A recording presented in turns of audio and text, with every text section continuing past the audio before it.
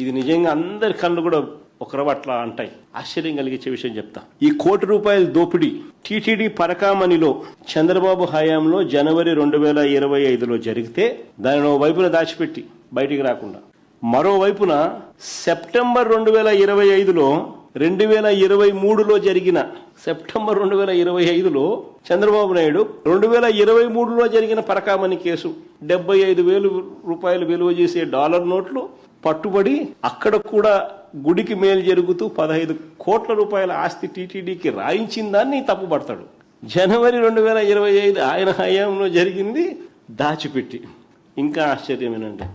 నెయ్యి వ్యవహారంలో కూడా అంతే. మే 15, 2024 ఈయన హయాంలోనే టెండర్లు ఖరారైనాయి. ఈయన ముఖ్యమంత్రి అయింది జూన్ 4. జూన్ 12వ తారీఖు ఈయన హయాంలోనే సప్లై మొదలుపెట్టినారు. జూన్ నుంచి జూలై 4 దాకా 4 ట్యాంకర్లు టెస్టులు పాస్ అయినాయి. ఈయన హయాంలోనే జూలై 6, జూలై 8 సప్లై చేసిన మరో 4 ట్యాంకర్లు టెస్టులు ఫెయిల్ అయినాయి. ఆ ఫెయిల్ అయిన అవే ట్యాంకర్లు మరుసటి నెల ఆగస్టు, సెప్టెంబర్లో మళ్ళీ తిరిగి టీటీడీకి వచ్చినాయి వేరే కంపెనీ పేరుతో. వచ్చిన వాటిని టీటీడీ అనుమతి ఇచ్చింది. లడ్డూలు తయారు చేయడంలో ఉపయోగించుకున్నారు ఆగస్టు, సెప్టెంబర్లో. ఇది అయిన వెంటనే సెప్టెంబర్ 18వ తారీఖున జంతువుల కొవ్వు కలిసిందని, కల్తీ జరిగిందని ఈయన ఎదురారోపణ చేసింది. ఈయన హయాంలో జరిగింది. రిజెక్ట్ అయినవి మళ్ళీ వెనక్కి రాకూడదు, అలాంటిది మళ్ళీ వెనక్కి వచ్చేట్టుగా చేసినాడు.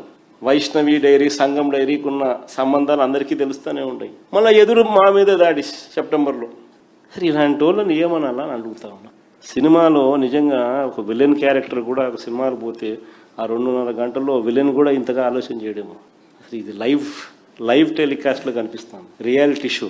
స్కీములు లేవు, స్కాములు, మళ్ళీ ఎదురు ఆరోపణలు, మళ్ళీ కుట్రలు.